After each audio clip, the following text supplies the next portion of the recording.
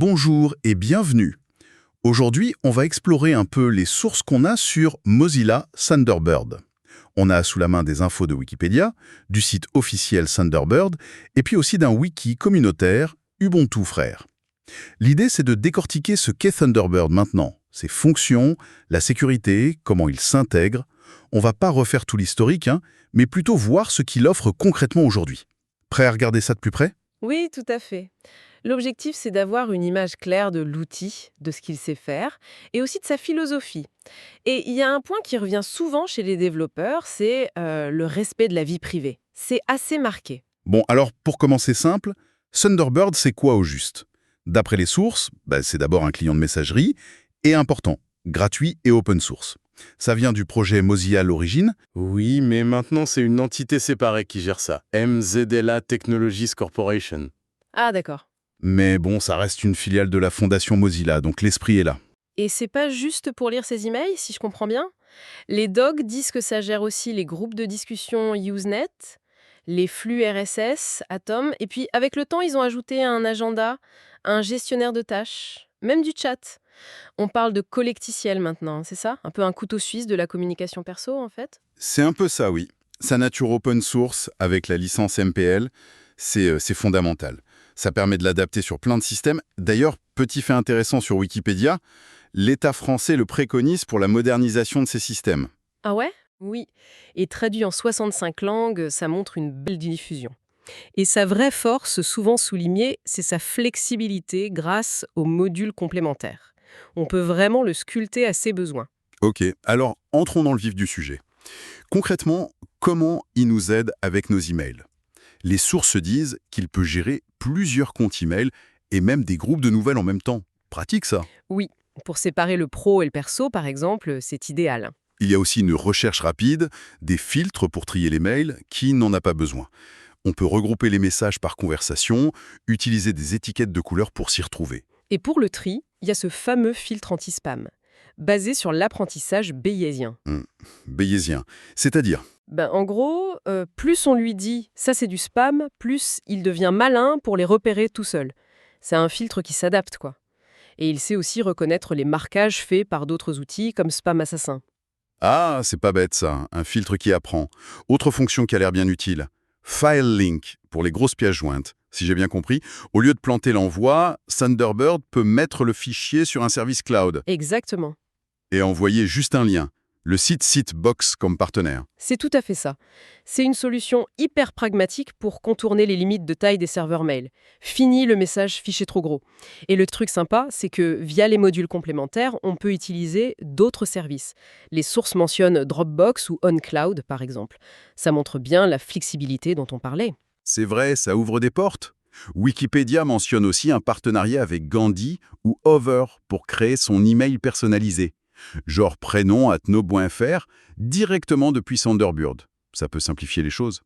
Et évidemment la personnalisation. On peut changer le look avec des thèmes. Apparence, ils appellent ça maintenant.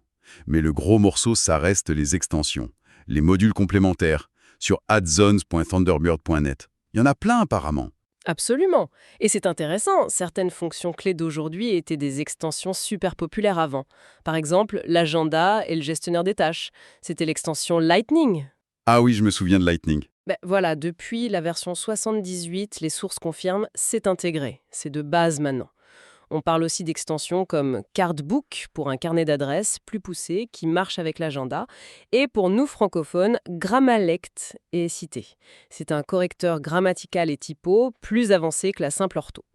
Et là, attention, point important pour la sécurité, le chiffrement OpenPGP. Oui. Avant, il fallait un Igmail, une extension dédiée, c'était une étape en plus.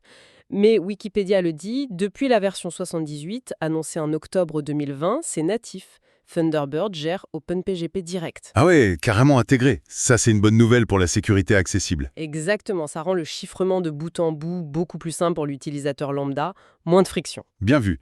Et si on regarde plus largement, comment il parle avec le reste du monde numérique, ce Thunderbird? Il est compatible? C'est un de ses gros points forts soulignés partout.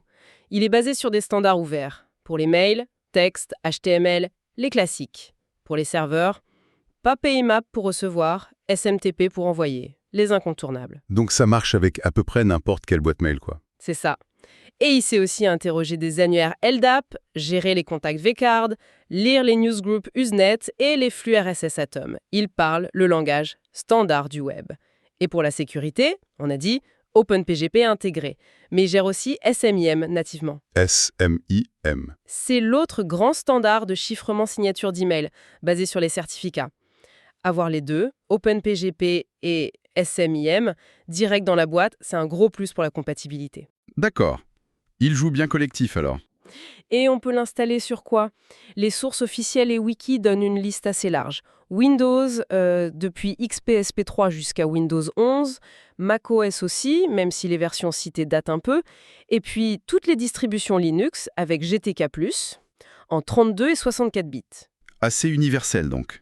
Et il y a une nouveauté intéressante, une version Android en développement, annoncée en 2022. Elle est basée sur une appli open source existante, Canon Mail, qu'ils ont rachetée en fait. Ah, Canon Mail, oui, je connais. C'est une bonne base. Par contre, les sources sont claires, pas d'iOS prévu pour l'instant. Dommage pour les utilisateurs Apple, mais bon.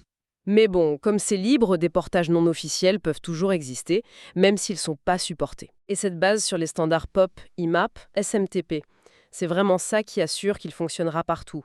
Que ce soit un gros fournisseur, un hébergeur local comme Infomaniac, ou même un serveur perso.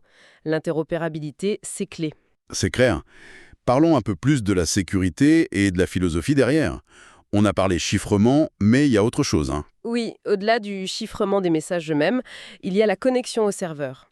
Thunderbird utilise SSL-TLS pour sécuriser les échanges IMAP et SMTP.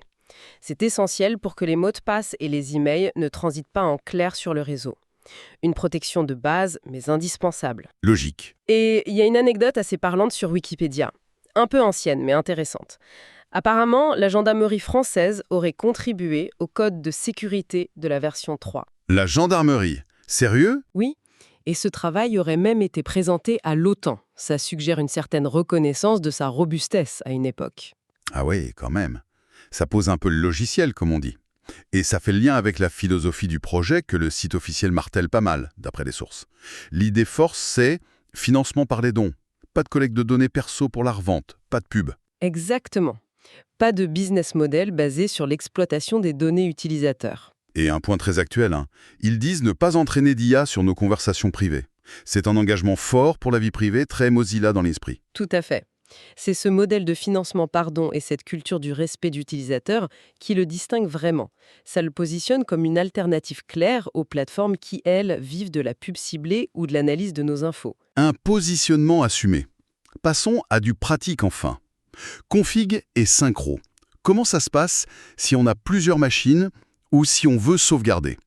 Alors, le concept clé, c'est le profil utilisateur. C'est un dossier sur le disque dur qui contient tout.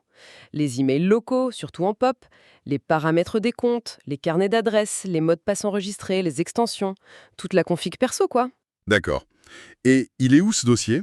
Ça dépend du système et de l'installation, paquet, snap, flatpak, mais en général, c'est un dossier caché dans le répertoire personnel.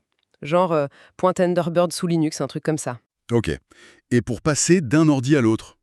Si on est en IMAP pour les mails, c'est simple, ils sont sur le serveur. Il suffit de reconfigurer. Mais si on veut tout transférer, mails locaux, contacts, filtres, réglages le plus sûr, d'après les sources, c'est de copier tout ce dossier de profil. C'est un peu manuel, mais ça marche. Voilà. Et il y a une évolution importante, mentionnée dans le wiki Ubuntu Franc notamment, pour la synchro. Depuis la version 102, Thunderbird gère nativement la synchro des carnets d'adresses via CardDAV et des agendas via CalDAV. Ah, nativement. Sans extension. Oui. Avant, il fallait souvent des modules pour ça. Maintenant, c'est intégré. L'exemple donné, c'est Nextcloud, mais ça marche avec tout serveur compatible, CardDAV, CalDAV. Pratique pour avoir ses contacts et son calendrier à jour partout via un serveur central. Exactement, c'est beaucoup plus fluide. Ok, super. Pour finir, juste un mot rapide pour les curieux sur la techno derrière. Oui, juste pour info. D'après Wikipédia, Thunderbird a longtemps utilisé, et utilise peut-être encore pour certaines parties, le moteur de rendu Gecko. C'est le même que Firefox. Et l'interface est basée sur XUL, un langage de description d'interface. C'est cette base commune avec Firefox qui a aidé pour le multiplateforme. Et voilà. Je pense qu'on a fait un bon tour de ce qu'est Thunderbird aujourd'hui grâce à nos sources. C'est clairement plus qu'un simple client mail. C'est une plateforme de communication assez complète, open source, adaptable et qui met vraiment en avant la sécurité et la vie privée, le tout porté par sa communauté. Ce qui est vraiment marquant, je trouve, c'est ce modèle open source, un logiciel aussi riche, maintenu, qui tourne grâce aux dons. Ça représente une alternative concrète au modèle dominant basé sur la data. Et ça pose une question intéressante pour l'avenir, non? Jusqu'où ce modèle open source centré sur l'utilisateur peut-il durer et surtout inspirer d'autres outils numériques essentiels, surtout ceux où la confidentialité est primordiale? C'est une excellente question pour continuer la réflexion. Merci d'avoir partagé cette exploration détaillée.